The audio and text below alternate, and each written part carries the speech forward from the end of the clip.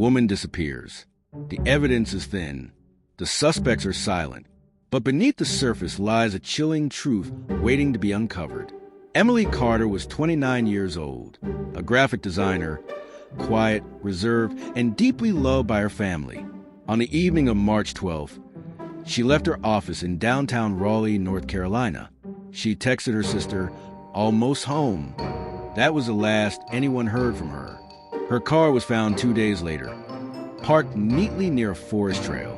No signs of struggle, no blood, no personal belongings. Her phone was missing. Her keys were gone. And Emily had vanished. The police launched an investigation. Flyers were posted. Search teams combed the woods. But days turned into weeks. No body, no trace, no answers. Investigators turned to those closest to Emily. Her boyfriend, Daniel Reeves, was cooperative. He claimed she'd been stressed, overwhelmed by work. But friends said their relationship had grown tense. Emily had confided in a colleague that she felt watched. Daniel's alibi checked out. He was at a bar with friends that night. Still, something didn't sit right. A neighbor reported seeing Emily arguing with a man near her car the night she disappeared. The description didn't match Daniel. The man was older, wore a dark hoodie, and drove a black SUV. No license plate, no security footage, just a shadow in the night. Weeks passed. The media lost interest. The case was labeled missing person, not homicide, because there was no body. But behind closed doors, detectives were convinced something sinister had happened. They found Emily's search history, how to disappear, signs of being followed, GPS tracking on phones. Was she planning to run, or was she trying to escape someone? Then came a breakthrough. A retired detective, reviewing cold cases, noticed similarities with another disappearance. 5 years earlier, same town, same forest trail, same pattern. That victim was never found either. The theory emerged, a serial predator targeting women near the trail. No bodies, no confessions, just silence. A local man, Marcus Bell, had been questioned in the earlier case. He lived near the trail, had a criminal record, but no evidence linked him to Emily. Police searched his property. No signs of Emily, but they found a hidden room in his basement, filled with newspaper clippings, maps, and surveillance photos. One photo showed Emily walking to her car. Chilling, but still not enough to arrest him. Without a body, the case remained circumstantial. Marcus denied everything. The DA refused to press charges. Emily's family refused to give up. They launched their own investigation, hired private detectives, and created a website to gather tips. One anonymous message arrived. "She's gone. You'll never find her. He buried her deep." The IP address was traced to a public library. No leads, but it confirmed what many feared. Emily was dead, and someone knew where she was. The case remains open. No arrests, no closure, just a haunting question. How do you prove a murder when there's no body? Emily Carter's story is a reminder that justice often depends on evidence, and sometimes evidence disappears. Her name lives on in the hearts of those who loved her, but her fate remains a mystery. Was it a perfect crime or a failure of justice? As investigators dug deeper, contradictions began to surface. Daniel Reeves, Emily's boyfriend, had claimed he hadn't seen her the day she vanished, but phone records showed a call between them just 2 hours before her disappearance. He said it was brief, but the call lasted 17 minutes. When asked again, Daniel hesitated. He admitted they argued about her wanting space, about someone she feared, but he insisted he had nothing to do with her disappearance. Emily's sister, Rachel, wasn't convinced. She revealed that Emily had planned to move out.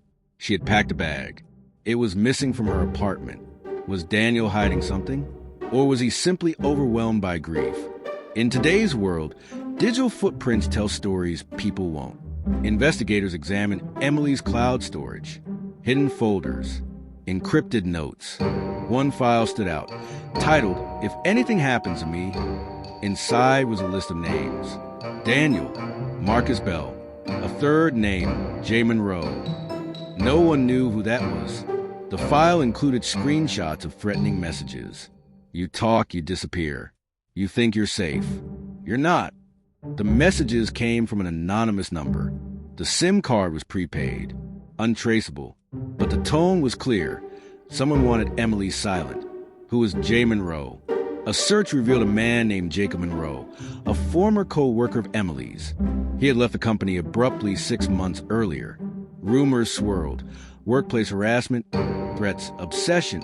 When questioned, Jacob denied knowing Emily well, but his browser history told another story. Searches for her name, her social media, her home address. Police found a journal in his apartment, pages filled with Emily's name, drawings, fantasies. He wrote, "She's mine. No one else can have her." But again, no physical evidence, no body, no crime scene. Jacob was released. Online forums began speculating. Was Emily targeted by a group, a trafficking ring, a cult, a secret society? Some claimed her disappearance matched patterns seen in other states. Women vanishing near forest trails. No bodies, no suspects, no answers. A former FBI profile weighed in. This case has hallmarks of organized abduction. The lack of evidence suggests planning, precision, intent. But local police dismissed the theory. They insisted it was an isolated case. The family disagreed. Rachel Carter launched a podcast, Finding Emily. Each episode explored a new angle. Interviews, tips, theories. The podcast gained traction. Listeners sent in leads. One tip led to an abandoned cabin 40 miles from town. Inside, women's clothing, a phone charger, a journal. The handwriting matched Emily's. The entry read, "I'm scared. I hear footsteps at night. I don't know where I am." But the cabin had no fingerprints, no DNA. Was it a trap, a message, or a cruel hoa? The case reached national attention. News outlets picked up the story. Pressure mounted on law enforcement. A new task force was formed.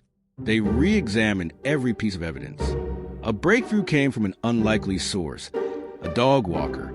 He recalled seeing a man digging near the trail weeks before Emily vanished. He thought it was someone planting trees. But the location matched the area where her car was found. A search was conducted. Cadaver dogs alerted. Soil samples revealed traces of human decomposition. But no body was found. Emily Carter's case remains unsolved. No arrests, no closure. But the evidence, digital, emotional, circumstantial, tells a story. A story of fear, of obsession, of silence. A crime without a body is still a crime. What do you believe happened to Emily? Was it Daniel, Jacob, or someone still unknown? Leave your thoughts in the comments. And don't forget to subscribe for more haunting stories from behind the True Story Hub.